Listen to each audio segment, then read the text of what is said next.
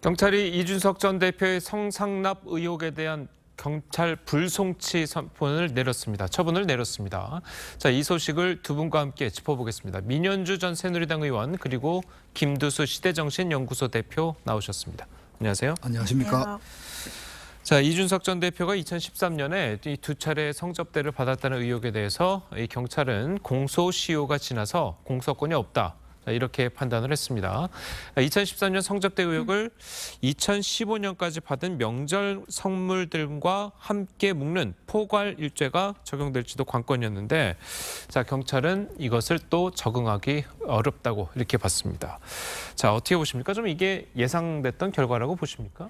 사실 초반에 이 문제가 불거졌을 때요, 경찰이 이제 세 가지 혐의로 조사를 입건을 했죠. 예. 그 말씀하신 대로 성매매 처벌법 위반 문제와 그다음에 직권남용 권리행사 방해 그리고 알선수재 혐의인데요. 앞에서 말씀드린 두 가지는 공소시효가 5년, 7년이라서 사실은 공소시효가 지났기 때문에 이거는 수사가 어려울 것이다라고 이제 예상을 했던 문제입니다. 예. 마지막은 세 번째 이제 알선수재 혐의인데요. 이건 공소시효 7년이라서 이달 말까지가 공소시효 만료가 됩니다.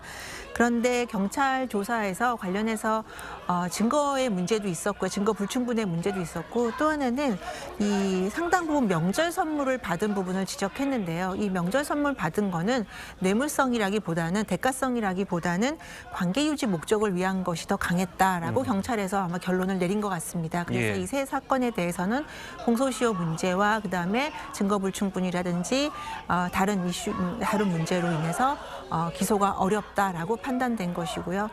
두 가지 사건은 아까 말씀드렸듯이 아까 두 가지 혐의는 처음부터 예상됐던 부분이지만 마지막 부분은 경찰에서 아마 조사를 통해서 증거 불충분의 문제와 관계 유지를 정리한 것 같습니다. 예. 자, 그리고 이제 남아 있는 것이 증거 인멸 시도 그리고 무고 혐의 등이 이제 좀 남아 있잖아요. 네. 근데 이 두 가지 혐의를 입증하기 위해서는 그 이준석 전 대표의 성상납이 있었는지 없었는지도 판단하는 것이 중요하지 않습니까? 네, 사실 여부가 제일 중요할 것 같습니다. 그 중에서 이제 증거인멸 시도 같은 경우에는 이제 형법상 증거라고 하는 증거물을 인멸해야 되는데 예. 그렇지 않았다는 증언을 확보한 문제라서 제가 볼 때는 법 성립이 잘 안 될 것 같고요. 근데 이제 무고는 현재 사실 여부와 관계해서 사실상 경찰이 밝혀야 될 문제라서 추가 수사를 한다니까 사실 여부를 좀 두고 봐야 될 것 같은데요. 문제는 이제 국민의힘 유상범의원의 그 문자 메시지를 보면 8월 달에 나온 이 문자 메시지의 내용은 그때부터 계속 경찰의 수사라든지 이런 거에 대해서 어느 정도 계획이 있었구나 하는 생각이 들 정도로 약간 오해가 살 수 있는 이런 문자였는데요. 예. 그런 걸 통해서 보면 이제 유상범 의원이 검사 출신에다가 또 윤리위원이었기 때문에 이준석 대표에 대한 이런 추가 징계의 이런 시도라든지 이런 것이 다 뭔가 이 모종의 이렇게 일종의 음모론 같은 것이 이렇게 성립될 수 있는 이런 여지가 좀 있어서 안타깝다고 생각이 듭니다. 예. 자, 물론 뭐 경찰의 수사가 마무리된 건 아니지만 어쨌든 이제 세 개 혐의에 대해서는 이제 불송치 네. 결정을 내린 거니까 예전에 있었던 국민의힘에서 윤리위원회에서 이준석 전 대표를 이익권과 관련해 가지고 당원권 정지 6개월을 내리지 않았습니까? 네. 자, 그렇다면 이 결정이 좀 틀린 게 아니냐 이런 지적도 있거든요. 그 당시에 당원권 정지 6개월 결정을 내릴 때의 문제는 성매매 관련 특별법 위반 혐의라기보다는 증거인멸 교사 관련입니다. 그러니까 예. 이준석 대표의 측근이 성상납 관련되는 그런 문제들을 제기하는 것에 대해서 무마시키기 위해서 직접 만나서 투자각서를 써주고 그거에 대해서 이제 더 이상의 이제 발언을 하지 않게끔 이 사건을 좀 무마하려고 했다라는 그런 시도가 굉장히 품위 유지라든지 이런 측면에서 국민의힘 당대표로서 적합하지 않다. 그래서 징계를 내린 거였는데요. 사실은 그 당시에도 두 가지 논의가 좀 팽팽했었습니다. 좀 신중론을 펴는 입장에서는 경찰 수사가 다 마무리된 다음에 윤리위에서 징계를 해도 늦지 않다. 혐의가 있다고 나온다면 그때 징계도 늦지 않다라는 측면과요. 그렇지 않다. 이건 증거인멸 교사를 시도했다는 것 자체가 사실 당대표로서 당원으로서 굉장히 당대표로서 품위를 손상하고 당에 명예롭지 못한 결과를 가져올 수 있다라고 해서 징계를 해야 된다는 강경론이 맞섰거든요. 예. 근데 지금으로 본다면 일단 신중론을 했어야 되는 것이 아닌가라는 점이 있지만 아까 김주수 대표님께서도 말씀하신 아직 두 가지 조사가 혐의에 대한 조사가 남아 있습니다. 무고 혐의와 이제 알선수재인데요. 이것은 어떤 증거불충분이죠. 죄송합니다. 이것은 어떤 것을 전제로 하냐면 성매매를 실제로 했다는 증거를 확보했느냐 안 했느냐가 굉장히 중요한 관건이거든요. 그래서 이 나머지 두 혐의를 수사 결과가 나온 다음에야 사실은 윤리위의 징계가 굉장히 성급했고 부적절한지 아닌지도 정리할 수 있지 않을까 싶습니다. 자, 그렇다면 물론 뭐 이게 가정에 의한 질문이긴 합니다만 이제 남아 있는 뭐 증거 인멸 시도라든지 그 무고라든지 이 부분에 있어서 또 다시 검찰 불송치가 결정이 된다면 윤리위의 결정이 어떻게 번복이 되는 겁니까? 어떻습니까? 윤리위의 결정이 상당히 정당성이 손상을 받겠죠. 그리고 다시 그 문제를 원점에서 재검토하자는 주장들이 나올 수 있고요. 특히나 이준석 대표가 지금 계속 가처분 신청을 하고 있는 상황 아니겠습니까? 예. 그래서 이 부분에서도 이준석 대표에게 힘이 실리는 그런 방향으로 가지 않을까 싶습니다. 예, 알겠습니다.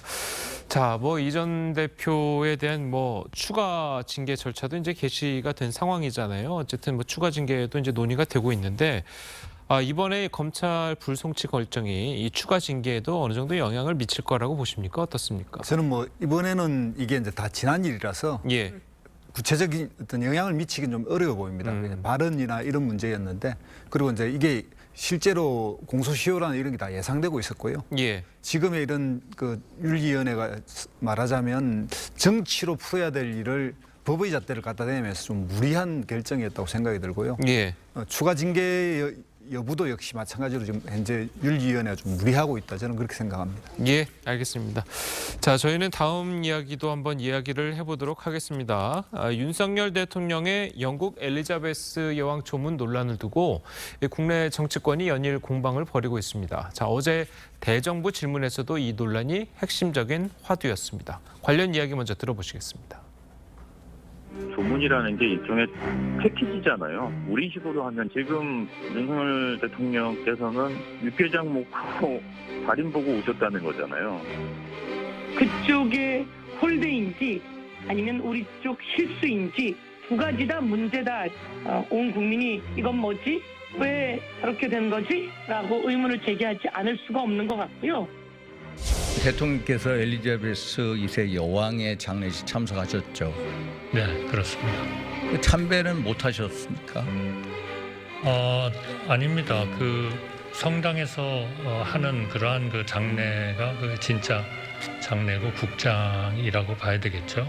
일각에서 참배는 못했으니까 외교적 참사다라고 주장하는데 이 조문 외교마저도 국내 정치적 정쟁거리로 몰아가는 이 행태 바꿔야 될 때가 오지 않았습니까? 이거는 사실 외교 참사 아닙니까? 외교부가 무능하거나 대통령실이 치밀하지 못했다. 이 모든 절차는 사실은 뭐 영국 왕실하고 조율을 하셔서 하신 것으로 저는 알고 있고요. 그래서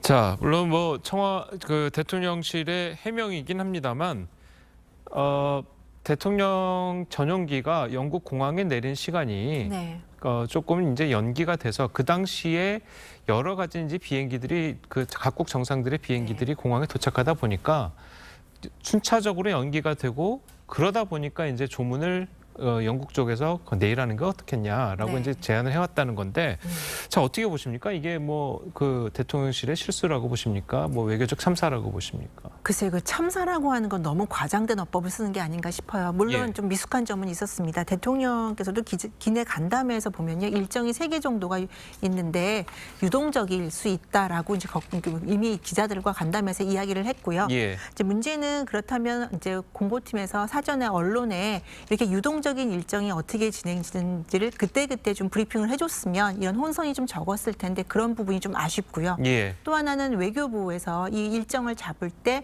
대통령이 직접 유동적이다라고 말씀을 하시지 않도록 그렇게 좀 일정을 1순위, 2순위, 3순위 좀 정확하게 잡았더라면 어땠을까 하는 아쉬움은 있습니다. 예. 하지만 전반적으로 일정을 본다면 예배도 다 참석을 했고요. 그 장례식 예배도 다 참석을 했고요. 그리고 그 조문과 관련해서도 직접 조문과 관련해서도 영국 왕실과의 협의를 거쳤던 것이고요. 다른 또 직접 조문하지 못한 국가 원수들도 있다는 점을 본다면 약간의 미숙한 점이 있어서 앞으로 이런 점을 좀 보완하면 좋겠다라는 정도는 모르지만 이거를 대정부 질문이나 아니면 그 모든 야당의 그 언론 통로를 외교 참사라는 것으로 거의 포화를 좀 쏟아내고 있는데요. 이 부분은 이런 미숙한 부분을 참사로 만들기 위한 민주당 야당의 너무 정쟁성 그런 논쟁이 좀 짙다. 그래서 이 부분은 어떻게 보면 국내 이슈면 또 모르겠는데 이건 국제적인 이슈 아닙니까? 그래서 오히려 이런 야당의 모습들이 우리나라의 국격이라든지 이런 부분을 좀 훼손시킬 수도 있지 않나라는 생각이 듭니다. 예. 자, 그리고 또 일각에서는 그럼에도 불구하고 좀 늦다거나 이제 교통 상황이 안 좋아도 그래도 좀 거기까지 갔으면 조문에 해야 되는 것 아니냐라는 비판도 있거든요. 예. 마크롱 대통령 같은 경우는 걸어서 갔다는 이야기도 있고요. 그러니까 이 부분에 대해서는 나토 정상회담의 연이은 어떤 뭔가 외교의 무능 같은 게 드러났다고 봅니다. 그러니까 현장의 대처, 현장에서 좀 더 융통성 있는 대처도 부족했고요. 출발부터 준비 부족도 문제인 것 같습니다. 여기서 9시에 출발했는데 그럴 줄 알았으면 훨씬 먼저 좀 출발할 수도 있지 않습니까? 이제 그런 문제까지. 그리고 이제 이런 문제가 터지고 나니까 사후 해명도 이제 뭔가 부실하고 일부에서는 이제 거짓말을 한다라고까지 오해해서 할 수 있는 정도의 이런 것들이 다 겹쳤는데요. 이런 것을 보면서 영국 총리와의 회담도 무산됐고 이런 전반적으로 이제 대통령에 대한 이 외교에서의 어떤 이런 기본적으로 해야 될 이런 의전 문제부터 외교에 풀어나가는 주요한 어떤 전략까지를 이렇게 다 이렇게 국민들이 염려하는 이런 수준까지 된 게 좀 안타깝습니다.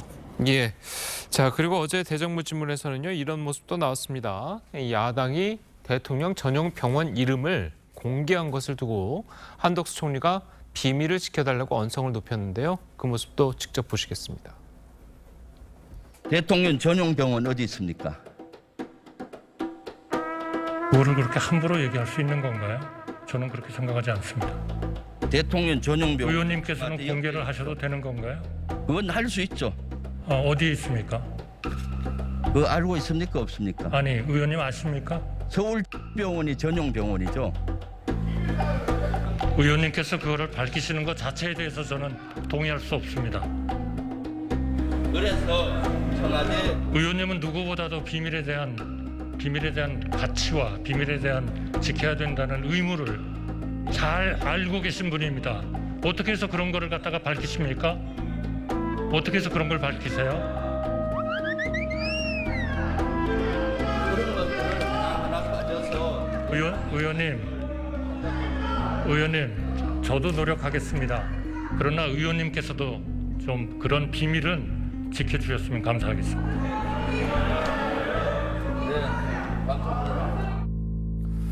자, 이 대통령 전용 병원, 이거 국가 기밀이죠? 그렇죠. 대통령실 관계자가 이미 언급했지만요. 대통령의 병원, 이동 경로 등은 보안상, 안보상 문제가 있기 때문에 경호처 내부 규정에서 보안으로 철저히 지켜지는 부분이고요. 이게 국정감사 때나 아니면 대정부 질의 때 항상 이런 일들이 좀 발생하는데요. 이제 현역 국회의원들이 언론의 주목을 좀 받기 위해서 센 발언을 한다든지 폭로성 이제 질의를 하는 경우들이 왕왕 있습니다. 그런데 이 김병주 의원에 대해서 한 총리가 특히나 저렇게 언성을 높이고 역정내는 모습들을 보인 것은 되게 이례적인데요. 왜냐하면 김병주 의원은 그 보안 상황에 대해서 굉장히 잘 숙지하고 있을 그런 경력을 갖고 있는 분이에요. 한미연합 군사령부 부사령관 출신이고요. 육군 대장 출신입니다. 그렇다면 국가 안보 관련해서 또 대통령 보안 문제에 대해서 안보 문제에 대해서 누구보다도 잘 알고 그 프로토콜을 잘 알고 있는 분일 거라고요. 그런데 대정부 질의에서 질문에 그 질의 국회의원의 질의의 본질과 좀 벗어나게 뭔가 폭로성으로 이야기하는 것들은 좀 문제가 있다라고 저는 생각을 합니다. 예. 이 문제는 이제 핵심은 보안을 지키는 건 중요한데요. 이게 이제 청와대 이전에 따라서 대통령 전용 병원이 너무 거리가 멀어졌다라고 하는 문제를 제기하다가 생긴 일이고요. 그러니까요. 이제 이 문제에서 하나 더 짚자면 79년에 이제 박정희 대통령 서거 때 이미 그 위치와 내용이 다 공개돼 가지고 한 40대 이상은 다 알고 있는 사실입니다. 그래서 보안이라고 할 수도 있지만 그 보안 사항이 해제된 상태이기도 하다 이런 말씀드리겠습니다.